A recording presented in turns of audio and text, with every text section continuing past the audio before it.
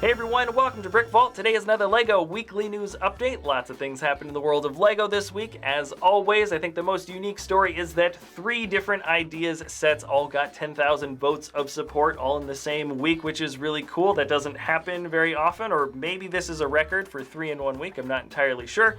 And you can see below me, we've got some custom builds. These are all different mocks that we have in our web store, www.brickvault.toys. We sell the instructions as well as PDF instructions as well as XML files, which help you order the parts online very easily and quickly. It helps support the channel. It also helps support the designers that helped create and make these builds as well. So anyways, we're having a lot of fun making this stuff. We're trying to keep a new design coming out once a week, once every 2 weeks possibly.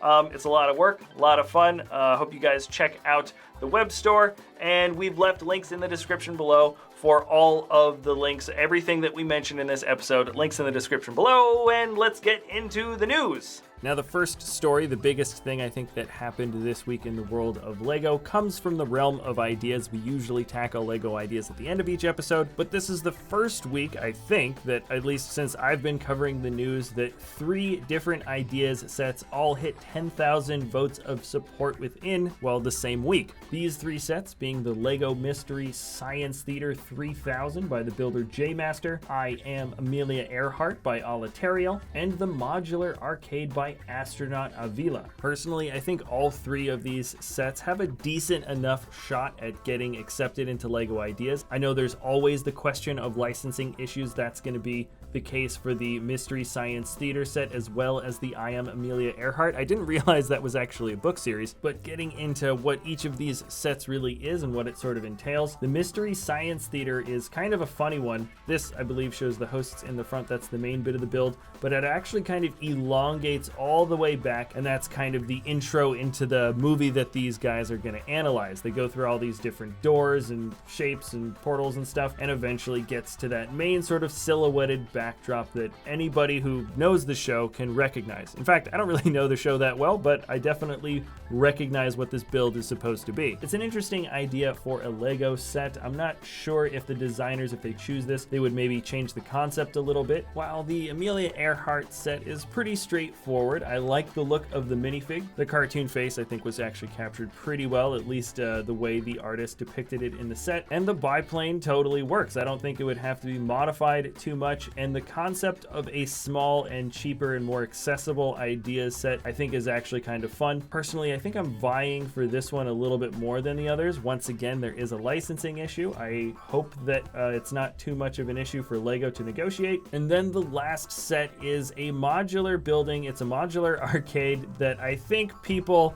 have been wanting for a super long time. The exterior is great. I love the colors. Each layer of the building has a nice sort of pastel look to it. I especially like the middle layer with the different types of orange. And then of course the interior is fleshed out in a really excellent way. Now, the old fishing store was a building that passed and was turned into an idea set, no problem. This does match sort of the format that all the other creator modular sets have. So I'd be pretty curious to see if LEGO maybe doesn't accept it because it's too close to the creator modular line, or maybe they just release it as maybe an ideas and creator set, or maybe that isn't an issue at all. I do know, for example, when Star Wars ideas sets do get 10,000 votes of support, they can't ever really be achieved. They can't actually be turned into real sets because LEGO already has the IP and the license, and if they're going to make a Star Wars set, they're going to do it themselves. I'm not sure if that goes the same way for original like creator line or city line. The arcade really does look amazing though. I have a feeling most people are probably vying for arcade to win out of all 3. Technically, not one winning doesn't actually have to make the others lose, but yeah, personally, I think the arcade should definitely get made into a set. I'm certainly vying for the Amelia Earhart set, and Mystery Science Theater is cool. I'm not really that familiar with the show, but if it does pass, it probably will be somewhat modified from the version that you're looking at right now. So let me know what you guys guys think in the comment section below. Which of these 3 sets is your favorite? And let's move on to the next bit of news. The Lego Incredibles game has been announced. A trailer for it was released, as well as a character pack for a family vacation. Character pack was also revealed for the game too. It's kind of a funny little trailer. I like that Mr. Incredible is a big fig, and they included the baby too. Baby Jack, I think. Yeah, the minifigs definitely work really well, and they also showed off an Edna Polybag. She's going to be the exclusive polybag that comes with the order of the game. Personally, one of my favorite Pixar characters of all time. And moving on with the theme of reveals for the week, Alan Tran at the BrickFan.com had this polybag to show you guys. It's the Imperial TIE Fighter. It's going to be released among the line of the new solo sets, 42 pieces, and it kind of reminds me of how maybe the Rebels TIE Fighter looked. It's got a little bit of a wider arm stance with some smaller wings, and at this time there is no word as to how this polybag is going to be released along with the sets. Some type of promotion, I'm going to assume. And then over at Promo Bricks, we got this image here of the new seasonal set. It's the banana guy. I like the print for him. The face looks really happy. Everybody loves getting the banana piece for a minifigure. That's just a fact. He comes with an orange boombox, which I believe would be a new color for that mold. Right now, you can get this set at Legoland in Billund, but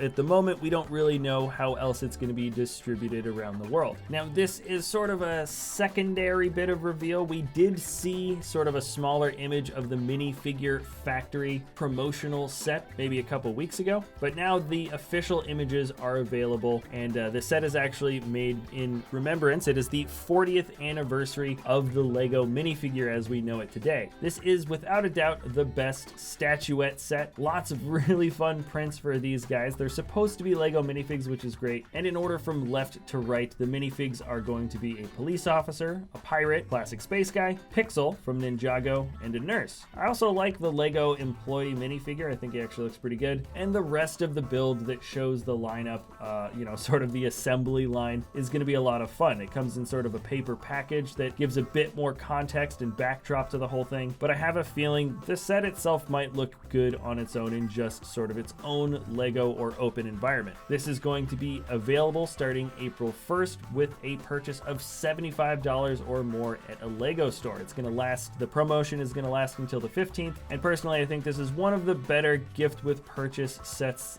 for the year. In some more small stories, I guess they'll come at you sort of rapid fire, the Lego Ideas Tron designer video came out. I'll leave a link for that in the description below if you want to learn a little bit more about what went into the creation of this Ideas set. If you're a fan of the Collectible Minifigure series, very soon Series 18 is going to be coming out, but they are already showing up early at some Targets, so if you want to maybe check out your local stores, you might be able to get some early, but I have a feeling they're going to be selling out pretty quick once people find out where they're being sold. In a quick little article from the Hollywood Reporter about the Lego movie sequel, we actually haven't had an update about the Lego movie sequel in a while. It looks like Tiffany Haddish is going to be added to the list of voice actors. That's the only real update as far as we know right now. The release date is scheduled for February 8th, 2019, but it has already been delayed once. It's possible it could get delayed again, but that's neither here nor there. Now, at the end of the episode, I usually like to promote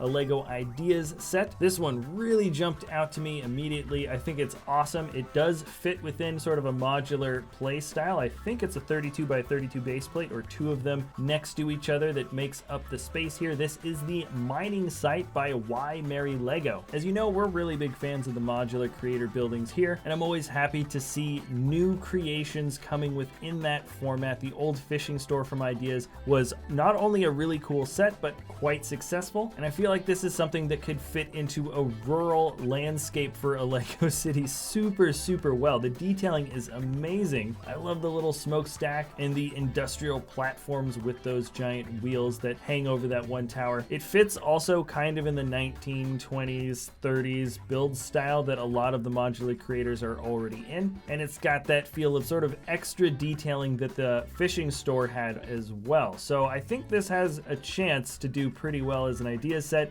but personally, I think it's awesome. The guy also did a chemical plant. I suggest you check out their both of those builds, or support a completely different project that you've discovered all on your own. All right, that is it for this episode, everybody. Thanks a lot for watching. Remember, if you enjoy our content, you can always like or subscribe. Tomorrow is the top 10 mocks of the week. It's a really fun Sunday episode that Mike and I like switching off to do. And right, there is the web store once again, BrickVault.toys, www.brickvault.toys. We sell the instructions. I already did that spiel in the beginning of the episode. But anyways, lots of fun. I've actually got to go catch a plane right now, so I'm basically going to run out of this room immediately. So thanks again for watching, and we'll see you next time at BrickVault.